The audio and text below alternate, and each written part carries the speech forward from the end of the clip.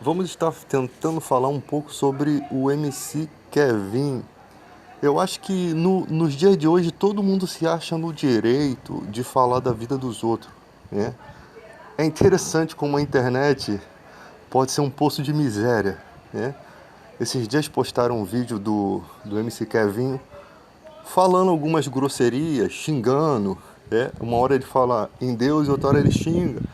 E pegaram esse vídeo e julgaram o cara por um vídeo, cara.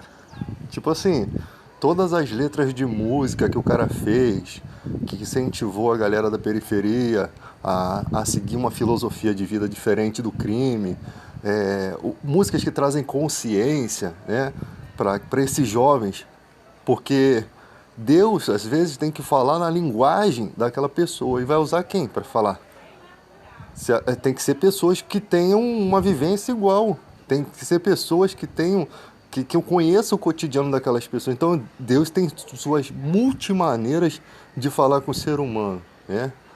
E a gente só consegue olhar para as falhas humanas. Sendo que todos os profetas bíblicos, todos os seres humanos que Deus usou tiveram falhas gravíssimas, né? Vê o Pedro lá arrancou a orelha do centurião do sumo sacerdote. Se Jesus não cola aquela orelha, ele estava perdido. Então, antes de vocês falarem da vida das pessoas, se vocês não têm o que falar, fiquem quietos. Porque a sua vida pode ser pior do que você tá, daquela que você está esculachando. Então vamos falar do MC Kevin, né? Vamos falar de uma forma inteligente. Eu escutei a esposa dele falando, né? No momento de. A gente tem que sempre olhar o momento, né? Porque é um momento de luto, um momento de dor, que muitas vezes as palavras nem são pensadas, nem são calculadas. Às vezes tem coisas corretas sendo faladas e às vezes tem coisas levadas pela emoção. Isso o ser humano é dessa forma. E às vezes nem tudo ali tá batendo. Ela falou que o homem casado não deve andar com o homem solteiro. Sendo que eles têm pouco tempo de casamento. Uma coisa que eu vou falar sobre o casamento. O casamento, ele só é real quando de fato as pessoas aceitam o casamento. Como assim aceita o casamento? O casamento vai além de uma aliança no dedo, vai além de um vestido de noiva, vai além de um dia. O casamento é uma aceitação de viver com duas cabeças, né? Duas cabeças pensando junto. Então ele era um rapaz muito jovem que ele ainda tinha a maneira de viver de solteiro. Ele não estava preparado para aceitar, ou até estava até decidido, mas ainda não tinha aquela seriedade, não tinha às vezes aquela força para aceitar, até porque o dinheiro ele te faz convites, como eu posso dizer assim, que você não tem como negar, né? A riqueza pode te levar para caminhos que se você fosse pobre você não conseguiria ir por esses caminhos, nem querendo. Então a riqueza é muito convidativa a você estar perdido, não dar perdido, né? Isso o dinheiro faz. Então o casamento ele precisa ser uma proposta que esteja no coração da pessoa, uma dedicação. Se eu casei, eu tenho respeito, eu tenho que respeitar a minha esposa. Eu não posso estar numa festa com os amigos ali, zoando, curtindo, porque a carne é fraca. Eu vou estar ali, eu vou sofrer tentações. Então, se eu não quero colocar caraminhola na cabeça do meu cônjuge, né? Eu não vou estar ali em respeito ao quê? Aquela pessoa, em preocupação com aquela pessoa. Porque no momento que eu estou aqui, ainda que eu não esteja fazendo nada, eu posso estar nutrindo na mente daquela pessoa um ciúme, né? Eu posso estar nutrindo um desejo ruim para aquela pessoa. E se eu amo ela e não quero isso, eu vou estar junto dela, dando confiança, dando segurança. Então, a maioria das pessoas casam e querem viver como solteiros, né? E ela, uma pessoa com muito mais experiente, né? Uma mulher que é advogada e tal, muito mais experiente, tem um tipo de pensamento diferente. E ele é um garoto, né? Ela casou com um garoto, né? Então, ainda não havia tempo de amadurecimento desse relacionamento. A ponto de ele tomar essa proposta no coração de decidir somente por eles dois. Porque é um garoto jovem, um garoto com condições financeiras, um garoto atraente, né, para as meninas, e ele com certeza iria ter algumas falhas, né? Alguns erros, por consequência disso tudo, por consequência da fama, do dinheiro, como qualquer outra pessoa que você vê no universo. Até essas mais quietinhas aí que você vê que você não sabe o que anda rolando por baixo daqueles ternos, daquelas gravatas, né? Então, eu acho que muitas pessoas, elas vêm para falar da vida das outras, pô, mas para esculhambar. As pessoas, eu tô abismado com essa geração que elas não conseguem nem respeitar o luto de uma família. Não foi só eu particularmente não conhecia o Kevin, né? Mas eu não posso de respeitar a família, eu não posso de respeitar ele, não posso de respeitar o que ele representou para outras pessoas. Isso é ridículo. As pessoas vêm na internet, jogam um vídeo e querem julgar a pessoa por aquele momento. Imagina se Deus pegasse todos os flashbacks da sua vida e fosse te julgar só pelos seus erros. Você estava lascado. E entenda que o ser humano ele é feito de vários momentos. É por isso que Deus tem a condição, a capacidade de olhar dentro do coração. Deus nos conhece por dentro, pelo aquilo que está dentro de nós, não pelo aquilo que passou, que eu fiz de errado. Porque essas coisas são passageiras, essas coisas você sabia que às vezes o seu erro ele tem uma utilidade muito grande na sua vida para o futuro. Porque você, uma atitude errada aqui, toda vez que você for cometer aquele erro, você vai pensar, poxa, naquele dia eu vacilei dessa forma. E aquilo vai criar em você o que? Sabedoria. Vai criar em você uma maneira de ser diferente. Vai moldar você, outras pessoas. Às vezes, você convivendo com outras pessoas até mais velhas que você, ou pessoas mais sábias, você vai aprendendo o comportamento dela, né? Você não vai fazer uma piada num cemitério, mas tem gente que faz. Você não vai fazer uma piada num momento de luto, mas tem gente que faz. Você vai aprender no respeito. Muitas vezes você foi criado no meio da bagunça mesmo, do desrespeito, do sarcasmo ali, da zoeira. E aí você perde essa noção de respeito quando se deve ter respeito, tá? É uma condição de luto, uma condição de tristeza. Por isso que a Bíblia fala: chorai com os que choram e alegrai com os que se alegram. Aquele ali é o momento de chorar, vocês estão rindo. Aquele ali é o momento de estar junto, de não falar uma palavra. Você não precisa, nenhuma palavra que você disser vai trazer algum resultado. O silêncio, ele é o som do silêncio. O silêncio é a palavra mais bonita, mais perfeita para aquele momento, né? Até o tolo é tido como sábio quando ele se cala muitas vezes. Então, às vezes, o silêncio fala mais do que 1000 palavras. Fala a palavra certa, é o silêncio. Então, gente, tem que ter uma sensibilidade, porque se trata de uma vida humana, uma maneira ruim de se morrer, uma queda, né? Uma queda, imagina você ali no chão ainda vivo, você sentindo que a vida acabou para você sentindo que não vai ver mais aquelas pessoas que você ama, a sua mãe, os seus animais de estimação, a sua casa, a sua vida teve fim ali é um momento de desafio entre você e o que vai ser daqui para frente, né? Imagina aquela pessoa pensando: onde eu vou estar? Eu estou perdido, eu estou salvo, a pessoa não saber. Não se sabe o que passa na mente de uma pessoa, né? Se ela estiver realmente consciente ali naquela hora. Então é um momento de angústia que aquela pessoa passou. Vocês precisam aprender a respeitar isso, porque amanhã ou depois vai ser você que vai passar por esse momento. Esse é um momento único a todo ser humano. E as pessoas, elas estão desrespeitando esse tipo de situação. Outra coisa, esse cara, pegaram um vídeo aí, né? Que ele canta uma música do Legião Urbana, né? Onde fala que a mulher se atira do quinto andar, né? Acho que é Pais e Filhos. Realmente tem uma semelhança com o que aconteceu na vida dele, né? Eu não sei se o vídeo é verdadeiro, mas tem uma semelhança. Mas pode ser uma coisa aleatória, às vezes, não tem, às vezes foi uma coincidência, mas tem uma semelhança. Tudo bem, não vai acrescentar nada de ruim na vida do cara, na vida da família do cara. Mas algumas coisas que esse cara canta na última música dele, né? Eu já gostei dele porque ele esculacha o Bolsonaro. Aí eu já gostei dele. Mas ele fala sobre uma sombra acompanhando ele. Tipo assim, as pessoas, quando são muito sinceras, ela tenta colocar o acontecimento da vida dela na música, tá? Ela tenta colocar aquilo que ela está vivendo na música. Então, realmente pode esse cara ter passado por um problema espiritual que ele não sabia lidar. Ele percebeu isso, ele teve visibilidade disso. Isso às vezes acontece, né? E muitas vezes eu já vi pessoas no tráfico, pessoas que às vezes estavam determinadas a sair do tráfico, né? E, e naquela mesma semana a vida dela era ceifada.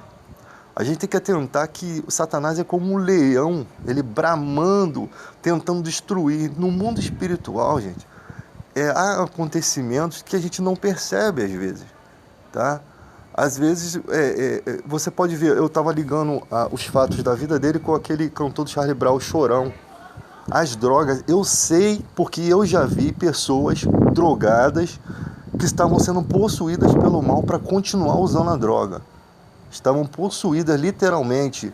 Uma vez um cara numa comunidade, ele chegou e falou para mim, cara, me tira daqui, me tira daqui.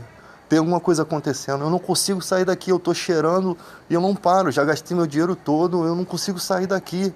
O cara tava com um relógio cheio de cocaína, pra você ter ideia. Ele já não tinha mais, ele não queria mais cheirar. Então, tipo assim, eu não falo dos primeiros passos que você dá consciente para as drogas. Eu te falo naquele momento que você já está envolvido ali, que existe ali coisas que você não conhece. Uma vez eu passei de carro na Barra e vi um carro que bateu em um meio-fio da praia ali, um meio-fio grande. E eu vi na hora que o rabecão pegou o cara pela calça jeans, assim, o cara durinho. Morreu, mas estava ali durinho. E botou dentro daquele negócio do rabecão. E eu vi um cara muito jovem, devia ter por volta uns 20 anos, 20 e poucos anos. Eu falei, cara, será que o mal de repente não pegou esse cara no momento que ele estava dirigindo e fez com que esse cara perdesse a direção e morresse? A gente tem que atentar que na vida do Chorão lá do Charlie Brown, o cara tá drogado, você não sabe o que o mal pode de repente tomar o seu corpo, fazer você se matar, fazer alguma coisa contra a sua própria vida, né? A gente não sabe.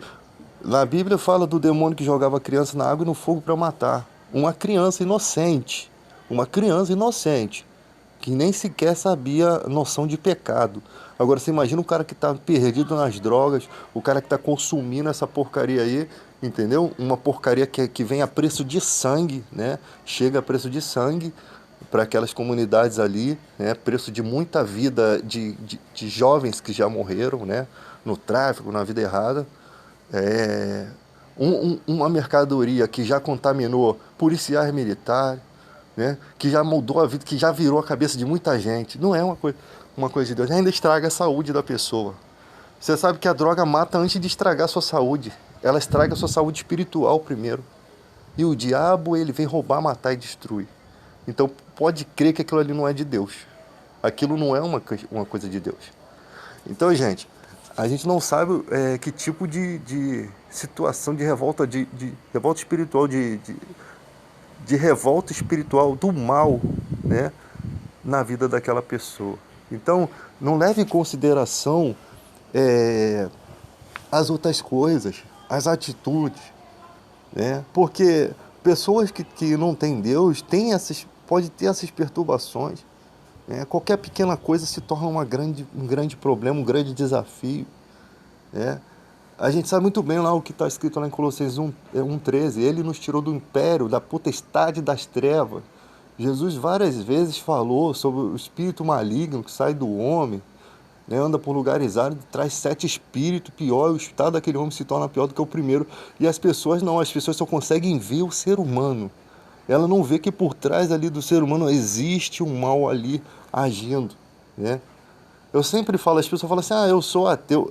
Esses dias eu estava conversando com... Eu converso com muita gente da igreja e eu vejo muita gente que não faz a mínima ideia por imaturidade. A gente percebe imaturidade em relação à incredulidade, ao ateísmo. As pessoas não fazem a mínima ideia. O ateísmo, ele existe no momento em que Deus não brilhou no coração do ser humano. Se um homem se prostra diante de uma imagem e você fala assim, esse cara é idólatra. Tá bom, ele é idólatra, está fazendo uma coisa errada, mas ele está fazendo aquilo porque ele ainda não tem brilho nos olhos, ele ainda não recebeu a iluminação. Vocês têm que entender que não foram vocês que escolheram Jesus, foi Jesus que escolheu vocês. Não foram vocês que escolheram a igreja, não. Vocês estavam no mundo, nós estávamos no mundo. Foi Ele que nos escolheu. E Ele nos nomeou, e Ele nos deu o Espírito Santo que nos guia na verdade. Então, você tem que entender que a condição do mundo para isso é totalmente diferente. Ah, o cara chega para um homossexual, ó, você vai para o inferno se você continuar assim. Eu queria ver você sentir desejo sexual, você que é homem sentir desejo por outro homem, e como é que você ia lidar com isso? Como é que você ia lidar com o sentimento? Imagina, o mesmo desejo que você tem por uma mulher, nesse momento você está tendo por um outro homem. Você acha que você é um ser humano igual ao outro, você tem a mesma estrutura molecular. O que está acontecendo ali você não sabe. A pessoa fala assim, pô, eu não sei o que está acontecendo, eu só sei que eu desejo dessa forma. Então nós temos que aprender a respeitar aquilo que é desconhecido, aquilo que a gente não entende. Porque na verdade nós estamos na esfera do não entendimento quando a questão é a homossexualidade. A gente não compreende por que aquela pessoa sente dessa forma. Existem vários motivos. Umas podem ter sido abusadas, pode, mas e aquela que nunca foi abusada? Aquela que viveu num lar saudável, aquela que recebeu todo o carinho e amor, não foi trauma, pode ser uma possessão? Pode, a gente não sabe. Mas quando eu não sei, eu me calo e respeito aquilo. Porque Deus sabe o que é. Deus sabe o porquê. Então, quando a gente não sabe, a gente não deve tentar interferir. E nossa ajuda, às vezes, nossa ajuda não vai colaborar com nada. A única coisa que a gente pode fazer é o seguinte: não atentar contra a vida dessas pessoas. Porque tem gente que atenta contra a vida delas. Tem tanta gente ruim já para atrapalhar aquela vida, para perturbar. Né? Ah, mas a igreja, o pastor homossexual. E quem disse que Deus impede um gay de buscá-lo? Não tem nenhuma passagem na Bíblia que impeça alguém de buscar a Deus. Qualquer pessoa tem o direito de buscar a Deus. Até o bandido miliciano, se ele quiser buscar a Deus, ele tem o direito. A única coisa que importa para Deus é a sinceridade com que ele busca. Né? Porque o que mais tem na igreja é hipocrisia. Às vezes você está vivendo numa vida hipócrita pior do que aquele cara que está na devassidão. As pessoas pensam que não existe um inferno para o homossexual, um inferno para o ladrão, um inferno para o corrupto, não. O inferno é para todos os que cometem malefícios, né? Que trazem algum malefício para a sociedade e que não se arrepende e que persiste naquilo. Mas vou te falar o que o inferno vai estar cheio. O inferno vai estar cheio de gente da igreja. Vai estar cheio de gente da igreja que pegou o evangelho e fez comércio com ele, mesmo sabendo que não poderia ter feito isso. Isso é blasfemar contra o Espírito Santo. Você saber a verdade, mas você usa aquela Bíblia, né, da maneira com que lhe convém para você ganhar dinheiro. Isso é blasfemar contra o Espírito Santo. Pregar contra a verdade sabendo a verdade. Porque você está hipócrita com Deus. Eu lembro de uma passagem que Jesus disse que quando ele estava na sinagoga pregando, muitas autoridades acreditaram que ele era o Messias. Você imagina, você descobre que aquele cara ali é o Filho de Deus. Mas Jesus falou, mas eles não me confessaram porque não queriam perder os seus cargos na sinagoga. Perder o cargo na sinagoga, ser expulso da sinagoga era a pior coisa que poderia acontecer naquela época. Perdia-se o relacionamento com a comunidade judaica, perdia-se tudo. Se o Guanabara aqui, de Santa Cruz aqui, o dono do Guanabara fosse membro da sinagoga, você não poderia comprar nada ali. Você não podia ter mais, eu imagino que seja dessa forma, tá? Posso estar colocando coisas assim além, mas eu imagino que seja dessa forma. Não haver comunhão nenhuma com quem não é da sinagoga. Se tornavam impuros. Então, ser expulso da sinagoga era um preço que qualquer judeu que aceitasse Jesus, né, judeu messiânico, teria que pagar. Porque Paulo, que era um cara eloquente, que possivelmente conheceu filósofos, que tinha uma posição farisaica, né, fariseu dos fariseus, uma posição muito boa na época, ele considerou tudo como esterco. Ele, de uma posição boa, ele passou a ser perseguido. Ele passou a ser perseguido e passou a andar com aqueles que ele perseguia. É. Por quê? Porque o reino de Deus é como uma pérola muito valiosa que quando você encontra, você vende tudo que tem para comprar aquela. E Jesus falou sobre isso. Então, Paulo considerou tudo como esterco, ou seja, nada tinha valor maior do que Jesus. E aqueles judeus que estavam na sinagoga não entendiam assim. Tipo assim, não entenderam que Jesus era uma pérola valiosa, eles entenderam, mas eles não estavam dispostos a abrir mão da merreca que eles tinham, da vida que eles tinham. Aí Jesus fala que se vocês não crêem que eu sou, morrerei em vossos pecados. Quem podia perdoar os pecados? Quem podia melhorar o coração do homem com o Espírito Santo? Porque Jesus ia dar vários tesouros espirituais para eles que eles preferiram os materiais. Então, gente, quando se trata da vida aí, vamos voltando aqui ao assunto, que eu estendi bastante, você olhe para um jovem de periferia, e você vai ver nele estampado todos aqueles jovens. Eu acho que tivemos que fazer até a imagem de vários jovens da periferia montando a imagem desse jovem. Ou então muitas imagens de jovens atrás remontando aí como um mosaico. Ia ficar uma coisa muito bonita, porque esse cara realmente ele representa aquilo que é a periferia. Na sua letra, né? Ele entende a fala da periferia. Sabe? Se você vivesse fora do seu apartamento aí na Barra, no Leblon, e você vivesse lá, você ia ter muitas qualidades semelhantes a desse jovem. Né? E mesmo assim ele escolheu a música, ele não escolheu o tráfico de drogas, ele teve uma fama muito repentina e uma idade muito imatura para administrar. E quem é maduro para administrar tamanha riqueza? Quem é maduro? Não adianta a sua idade, você pode ter a idade que for, mas a maturidade está na mente. E o que adianta a maturidade se a carne é fraca? Se você não tem proteção espiritual, se você não tem comunhão com Cristo, você não sabe exatamente quem é Cristo. Você não porque saber quem é Cristo, né, é ter Ele na sua vida, na sua prática de vida. Jesus é um caminho, o caminho, é a maneira de que um filho perfeito, né? Ele é um exemplo de um filho perfeito, um filho unigênito. E nós somos co-herdeiros com ele, ou seja, nós somos convidados a seguir a maneira dele de viver com a ajuda do Espírito Santo, com a ajuda de um Consolador. Até nisso Jesus foi bom, deixou alguém para poder interceder por nós, nos ajudar nas nossas fraquezas. E quando você não tem nada disso, quando você não tem noção disso, quem seria você sem o Espírito Santo, sem conhecimento bíblico, sem a obediência? Quem seria você com o dinheiro? Você poderia ser pior do que qualquer outra pessoa ou semelhante, porque nós somos a mesma natureza. Então, tem que aprender a respeitar, cara. Porque Deus nos vê como Pai, Ele não nos vê com essa mágoa toda, com essa revolta. Deus é amor. Deus sabe o propósito, Deus sabe o motivo, Deus sabe a intenção, Deus sabe que poderia ter permitido ele viver mais e salvá-lo. Jesus não falou isso a respeito da cidade de Sodoma e Gomorra? Jesus falou, se eles tivessem visto os mesmos sinais que os judeus viram, eles se arrependeriam.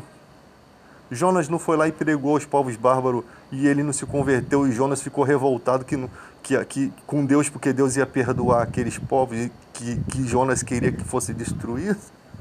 Deus tem sua maneira de ser, de agir, de fazer.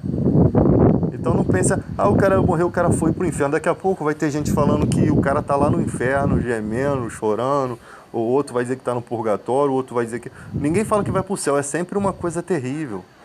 Pode ser até terrível, só não pode vir da boca de gente da igreja essas coisas. Deus me revelou que o cara tá lá no inferno. Isso é ridículo, gente.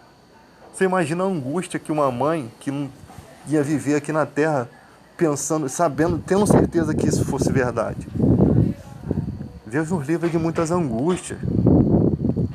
Temos que lançar nossas preocupações para Deus, né? Porque Ele tem um amor maior do que o nosso. Ele tem a consideração maior do que a nossa. Tem gente que tem consideração nenhuma com o próximo, mas gosta muito que Deus tenha consideração com ele quando ele comete pecado. Então a gente tem que ter consideração com o semelhante. Deixa na mão de Deus, que Ele sabe o que uma pessoa merece ou não. Vamos amadurecer, gente. Não vamos viver. Nós estamos numa era que o cara pega um pequeno comentário e faz, sabe, quer julgar a pessoa pelos comentários. Você não pode mais errar, porque o seu erro fica, eternizado na internet. Sabe, você não pode falar uma palavra errada. Você não pode. Às vezes você fala uma palavra que você não sabe que é preconceituosa. Você chama o cabelo do cara de bombril, aí vem as pessoas te massacrando. Sim, tá certo te massacrar. Mas você tem que entender o erro que você cometeu. A dívida que temos com os escravos, como a gente não quer que isso volte de novo, né? A dívida, a marca, o ressentimento que os negros têm com o que aconteceu no passado, o que poderia acontecer se ele tivesse vivido naquela época, né? Com aqueles que eles acreditam como se fossem ancestrais. Então, o respeito que se deve ter.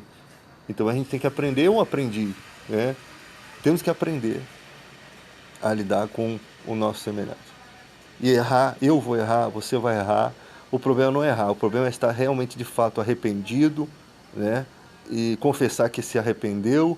E você não precisa do perdão das pessoas, mas as pessoas precisam ter consideração, porque todo mundo erra, né? Cada um tem uma mente diferente da outra. Às vezes você fala uma coisa sem pensar, né? E na internet isso não pode ficar imortalizado, por quê?